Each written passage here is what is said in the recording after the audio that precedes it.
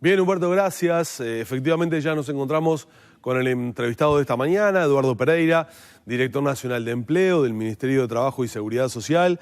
Le agradecemos mucho que esté con nosotros esta mañana, Pereira, en un escenario complejo porque, por un lado tenemos el marco de negociación salarial que se está dando, ya se dieron lineamientos a nivel de pautas para el sector privado, en pocos días se van a conocer las pautas para el sector público.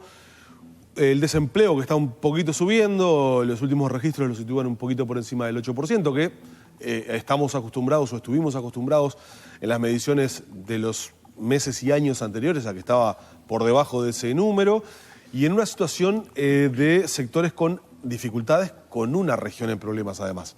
Es un panorama un poco distinto tal vez al de algunos años atrás.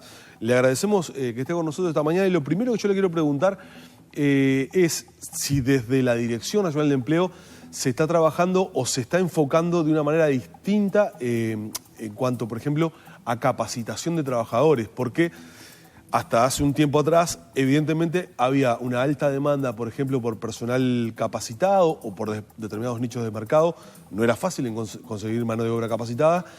Y hace pocos días estuvo el Director Nacional de Trabajo, el Director Nacional de Trabajo aquí, Juan Castillo, que nos decía: lo primero ahora es mantener el empleo más allá de la especialización o de salarios, que no se pierdan fuentes laborales.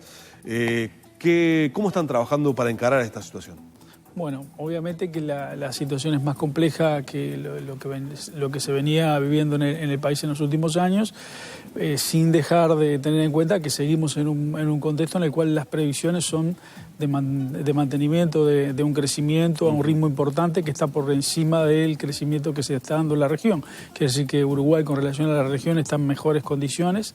Pero tenemos herramientas con las cuales estamos trabajando con los sectores que están teniendo dificultades en este momento, ¿no? En ese sentido, este periodo está planteando una mayor exigencia para el Ministerio de Trabajo en lo que hace a sus políticas vinculadas al mercado de trabajo y en especial a las políticas que se desarrollan a partir del Instituto Nacional de Empleo y Formación Profesionales. En ese sentido, entonces, nosotros, a estar fuerte al INFOP. Sí, nosotros estamos haciendo un trabajo intenso dentro del instituto en lo que hace a reformular algunas de sus políticas, a poder poner en funcionamiento algunos programas y a la utilización en este contexto de ciertas dificultades de lo que es el Fondo de Reconversión Laboral, que está precisamente para eso, para la reconversión laboral de personas que su actividad puede dejar de funcionar o encontrarse en problemas y tienen que buscar cómo se especializan en actividades con las cuales no venían trabajando. Pero no solamente eso, sino que además eso que es de alguna manera políticas de formación profesional, de capacitación para trabajadores que ingresan al seguro de desempleo, pero también para trabajadores en actividad. Es en ese sentido que en este periodo estamos promoviendo que no solamente se capaciten a aquellos que van al seguro de desempleo o que se encuentran desocupados, sino hacer una fuerte inversión en los trabajadores activos, a los efectos de mejorar la productividad, de mejorar las condiciones de trabajo y de alguna manera defender mejor el empleo. Entonces, esta ronda de negociación colectiva va a tener al actor Instituto Nacional de Empleo y Formación Profesional como un actor importante a la hora de buscar acuerdos de formación profesional y a la hora de financiar esos acuerdos de formación profesional, que no tienen que tener costos ni para trabajadores ni para empresarios y que deben ser una apuesta a encontrar mecanismos de acuerdo y de soluciones de temas que hacen a la estabilidad laboral. Claro, por ejemplo, la industria de la construcción ha tenido una cantidad importante de envíos al seguro de desempleo. ¿Qué se hace con esos trabajadores una vez que obviamente se intenta capacitarlos durante el periodo de desempleo? ¿Redireccionarlos a otros sectores que puedan estar, por ejemplo, demandando mano de obra? Sí, ese es un sector que tiene un modelo de relaciones laborales muy bueno y por lo tanto diríamos que en la propia industria de la construcción hoy ya se están acordando acciones de capacitación de trabajadores del sector a categorías más especializadas y obviamente también se da acuerdos para capacitar trabajadores que van a ingresar en el futuro al sector. Pero sí, es un poco de eso de lo que se trata, ¿no? Es decir, de orientar a que aquellos trabajadores que su actividad se enlentece, a que sean capacitados en actividades que están hoy más dinámicas o que presentan a futuro un mayor dinamismo. Hay que ver también acá como a veces algunas inversiones se retraen, hay otras que se está planteando un escenario más intensivo, caso todo lo que tiene que ver con la obra pública en infraestructura, en caminería, es decir, diríamos ese gran proyecto que está priorizando el gobierno, que tiene que ver con otro tipo de inversión que no es la inversión en viviendas o la inversión más tradicional que ha tenido el Uruguay en los últimos años. Alguna señal de los últimos días ha sido preocupante, porque se ha criticado desde algunos sectores del propio Frente Amplio. Se ha dicho, el MPP, por ejemplo, está diciendo en forma abierta, en cuanto a que en momentos de crisis la inversión pública justamente es un dinamizador de la economía doméstica, y que en este caso algunas señales sobre, por ejemplo, la detención de la regasificadora, el proyecto de la Antil Arena, como que no van en esa línea. Bueno, se están planteando por eso, hay que ver cuáles son las prioridades globales del gobierno, y allí hay actividades que van a ser muy dinamizadoras. ¿Usted piensa que la obra pública en este periodo va a ser dinamizador? Sí, va a ser un dinamizador, y se está planteando un escenario de obra pública importante en algunas áreas que son claves para el desarrollo del país en una estrategia de búsqueda de la competitividad país, ¿no? Infraestructura, caminería, rutas, claro. Es decir, esos son grandes proyectos que están planteados y que también van a jugar, quizás no con la intensidad con la de otros, pero van a jugar a la hora del empleo. Pero también uno puede en esto incorporar, estamos poniendo recursos para dinamizar el empleo de los jóvenes, y allí hay inversión por parte del Estado, poniendo recursos para estimular que empresas privadas contraten a jóvenes. Se va a desarrollar de manera importante todo lo que tiene que ver con el Sistema Nacional de Cuidados. Eso hace al cuidado de personas que necesitan ser cuidadas, sean discapacitados, personas adultas o niños, pero también hace un yacimiento importante de empleo. Es decir, esos cuidados de manera mucho más intensiva, más profesional y diríamos más importante también. ¿Se va a tener que trabajar en cantidad, en profesionalización allí? También van a demandar un número importante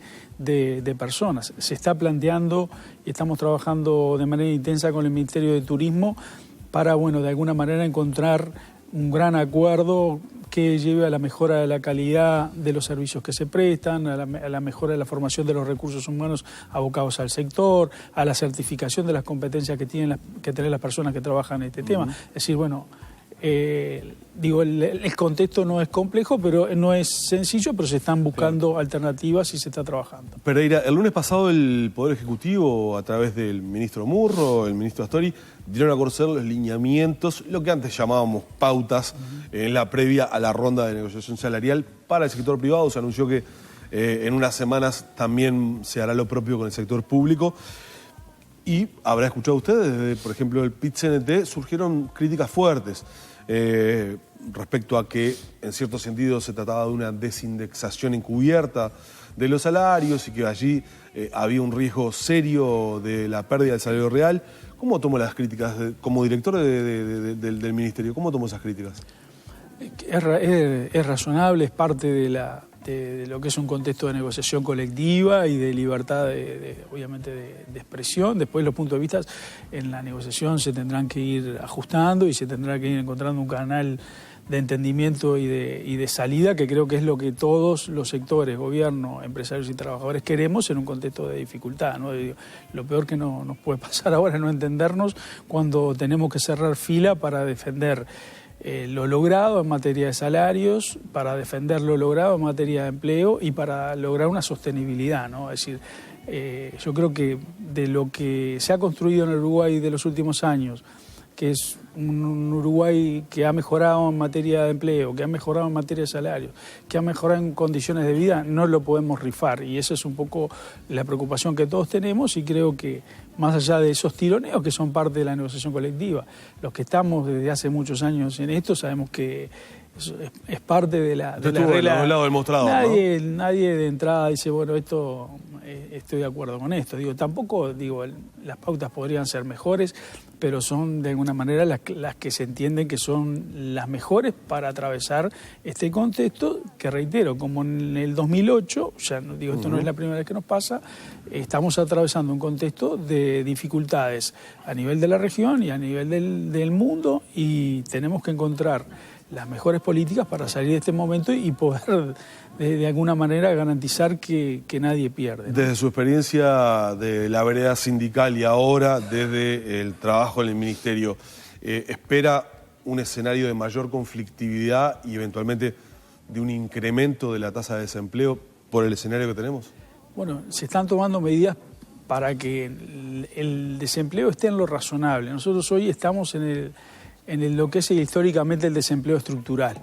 Es decir, no estamos más allá del desempleo estructural. ¿Qué es lo razonable en el desempleo? Y bueno, ¿la cifra 8 o 9%? Y sí, eso es lo que de alguna manera históricamente Uruguay ha tenido como desempleo estructural. Más de ahí, nosotros hemos bajado en torno del 6%, porque estamos en una condición de crecimiento de tasas que alcanzaron el 10%. Por lo tanto, estábamos en una situación efectivamente muy, muy buena. Hoy estamos en ese desempleo que es el que se maneja en el Uruguay.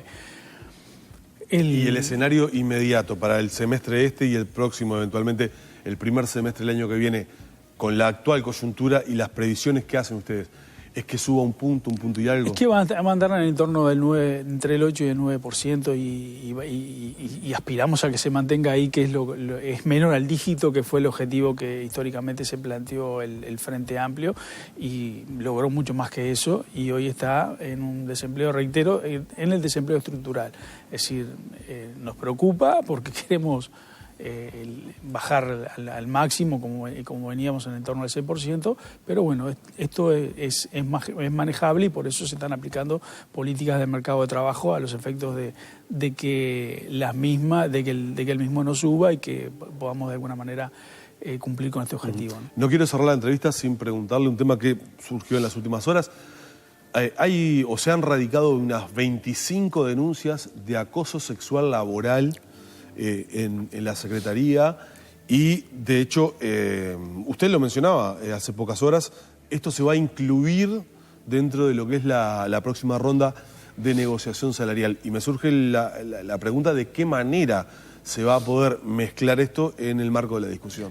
No, porque como le decía, nosotros pensamos que el Instituto Nacional de Empleo y Formación Profesional tiene que jugar otro rol en la negociación colectiva, y vamos a ofrecer una serie de acciones para, de alguna manera, mejorar la condición de empleabilidad de los trabajadores y para mejorar la calidad del trabajo. En el Uruguay este es un problema importante. Quizás las cifras no estén reflejando la dimensión que tiene esta problemática en el mundo laboral, pero esta problemática ha llevado a que se promulgue una ley, a que se tomen acciones, a que sea un tema de preocupación de la Organización Internacional del Trabajo, es decir, a que de alguna manera la tripartita de igualdad de oportunidades nos requiriera como Instituto Nacional de Empleo y Formación Profesional que dictáramos capacitación sobre esta materia. Entonces, lo que nosotros vamos a ofrecer a los actores de la negociación es lo que estamos haciendo hoy con 3 sectores muy importantes. Es el sector de la seguridad, las empresas de seguridad, con el sector de industria frigorífica y con el sector grande superficie, es decir, los grandes supermercados. Estamos dando cursos para personas que tienen jefatura dentro de las empresas y que tienen personal a cargo, a los efectos de sensibilizar, de informar, de poner en conocimiento los problemas que acarrea esto para las empresas, los problemas que le acarrea esto a las empresas y los problemas que acarrean este tipo de conductas al conjunto de la sociedad. Y en ese sentido, a lo que apostamos es a que en los ámbitos laborales se acuerden protocolos para saber, a dónde tiene que acudir una persona que sea objeto de acoso sexual, cómo detectar el acoso sexual. obviamente las problemáticas que esto le acarrea a la persona, ¿no? Es decir, los trastornos psíquicos, físicos, la pérdida de ganas de ir a trabajar, es decir, un conjunto de problemas que afectan a la persona, pero que terminan también afectando el ámbito laboral y a las empresas. Entonces, son 25 los casos, es una cifra que para la estadística tal vez no represente nada. Pero ¿han detectado ustedes los sectores, a través del trabajo, del contacto, han detectado los sectores donde hay una predisposición mayor a que estas cosas ocurran? Sí, son 25 cuando el problema es que en muchos casos, o en la inmensa mayoría de los casos, no llegan. Claro, no hay un registro. No llegan porque no hay información muchas veces, porque no se detecta, porque a veces algunas acciones de este tipo son muy sutiles. Predomina el miedo. Predomina el miedo a perder el trabajo, bueno, todo lo que de alguna manera sabemos. Nosotros lo que sí tenemos es que en todos los contactos que tenemos con instancias de trabajo, con las asesorías en género, las tripartitas de igualdad de oportunidades, otras instancias de trabajo sobre problemáticas que enfrentan mayoritariamente las mujeres, esta es una que está siempre presente, ¿no? Y se da en forma transversal, es decir, entre compañeros de un mismo segmento o desde una jefatura hacia una persona inferior. Se dan en todas las instancias, pero siempre es mucho más preocupante y es desde una condición de poder, ¿no? Es decir, de quien detenta el poder, desde donde el poder puede ser un capataz, ¿no? O puede ser un supervisor, pero desde ese lugar es mucho más dañino y agresivo, ¿no? Bien, vamos a estar atentos entonces a todo lo que ocurre. Le agradecemos mucho que haya estado con nosotros esta mañana, ¿eh? Por favor, un gusto.